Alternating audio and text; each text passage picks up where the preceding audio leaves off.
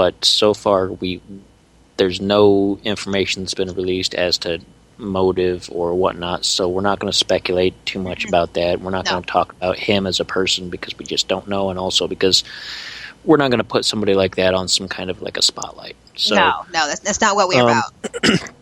I specifically made sure I didn't look up his name or anything like that because I didn't want to just say it and just get it lodged in anybody's mind about it, because he's not really important. He's kind of just a dirtbag that did this dirtbag thing, and that's kind of putting it mildly.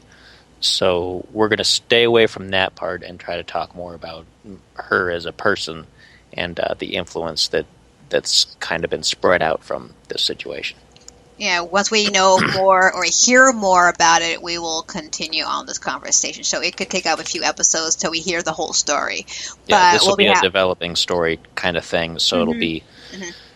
We'll keep you posted from what we hear, and we like I said, we're not going to get into the detailed, like, really kind of bad stuff about it, but we're just going to, it's stuff that happens, so we're gonna keep it in mind.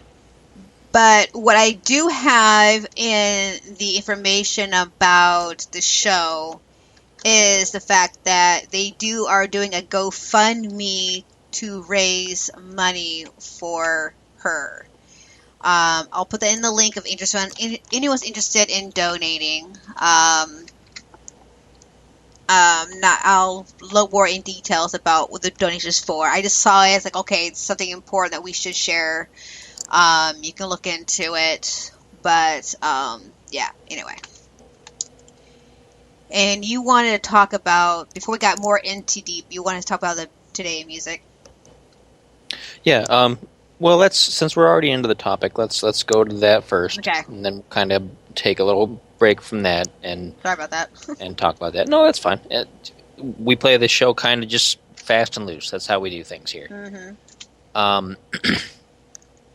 It's interesting, and I always use the word interesting, and interesting usually implies that it's interesting in good ways, but it's interesting in not so good ways sometimes to see these kind of things happen, because we like to think that we're really, really secure here in the U.S., and sometimes it's just, I don't want to say everyone should be afraid of things. Like, you should never be afraid of everybody in your neighborhood. You should never go out looking for trouble or looking for stuff to be afraid of. But we do need to start being a little bit more careful and a little bit more, watch more of how we keep ourselves secure, because musicians and our artists are kind of front and center all the time, and there's a lot of security that goes into these shows and things, and people don't think about the things that could happen, because, I mean, why would you?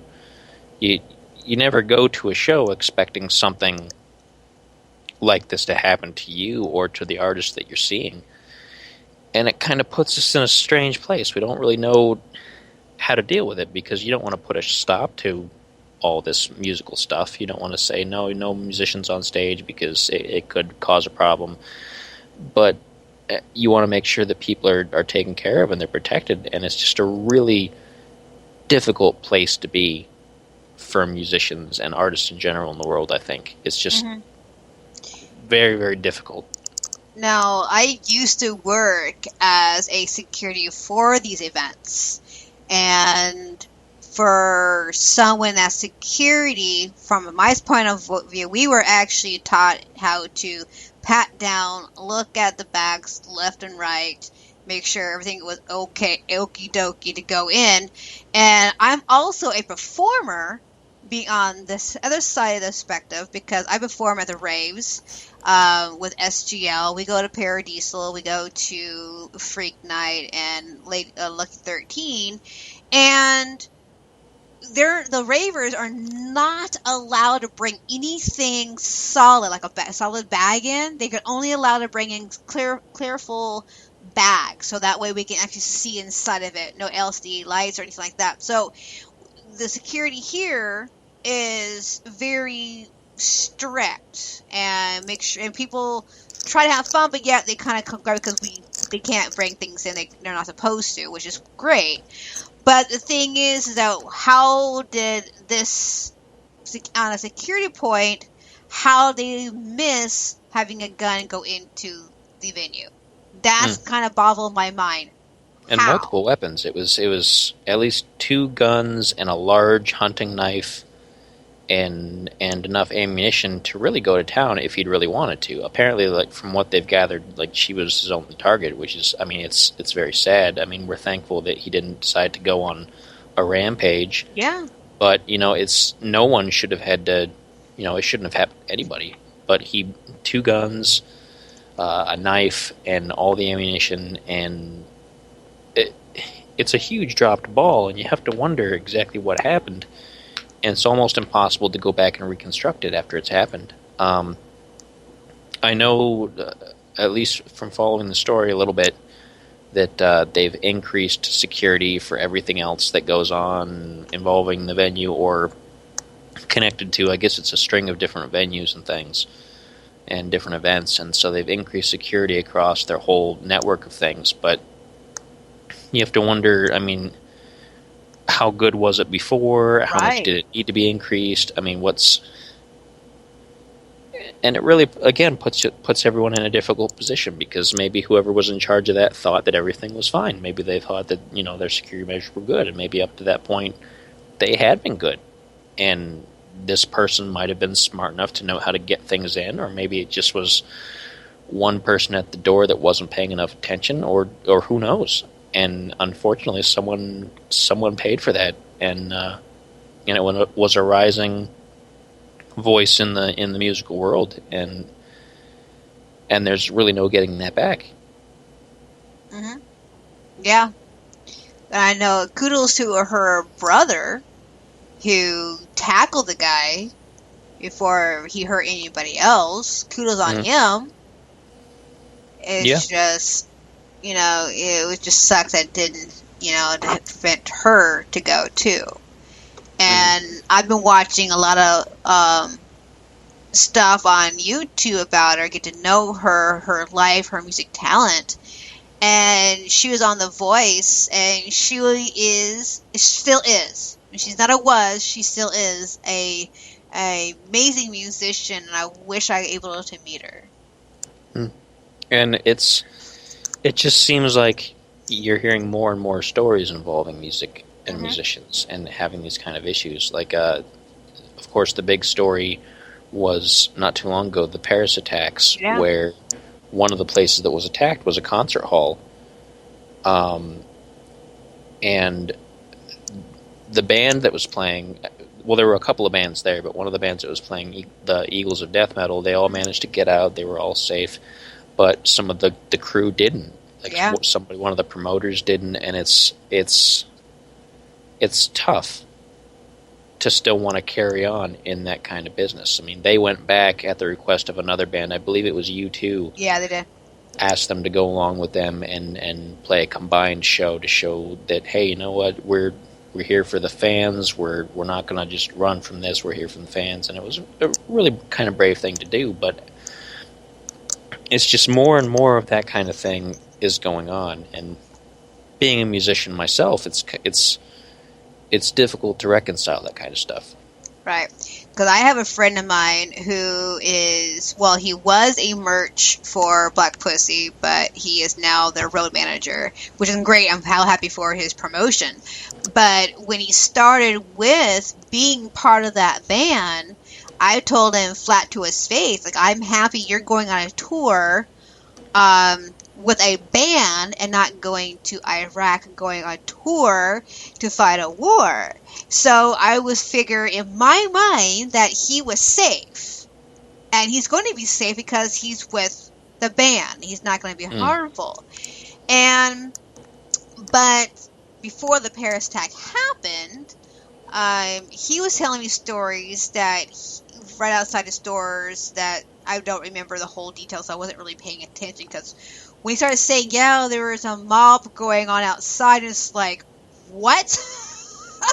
You're supposed to be safe out there. You don't tell me these things. And he was telling me the riots is going outside, and the violence is going in wherever he was at the time, and just like, and he's right outside of a house that he was staying with the band. I'm just like, holy crap, man. It's like, that scares the crap out of me, hearing that he can just be in danger just like that, regardless if he's anywhere in the world. And then when the Paris attack happened, he's the one that sent out that it was a merch that got killed in the crossfire, and I'm just like, oh my god. I was just like, that could have been you. Yeah, it's just scary. And then to hear about Christina Grammy, just like I couldn't, when it happened, I couldn't post about it. I'm always posting about things about music on Facebook, on the group, and sharing things, but I couldn't come across to it because I'm so close to the music industry. And it's like, what in the world? So again, when I did my midday music break, I do that every Monday and Thursdays, 10 a.m. till 1. I mentioned that she was shot on stage, which I was told I was wrong, which is fine. Again, I was not researching it. I should have. But when I saw the pictures, I got the conclusion she was on stage. So I'm glad a friend of mine told me, no, she was actually signing autographs. So, yeah. Your Miss Spider says, my friend was a buddies with the man who was selling the t-shirts.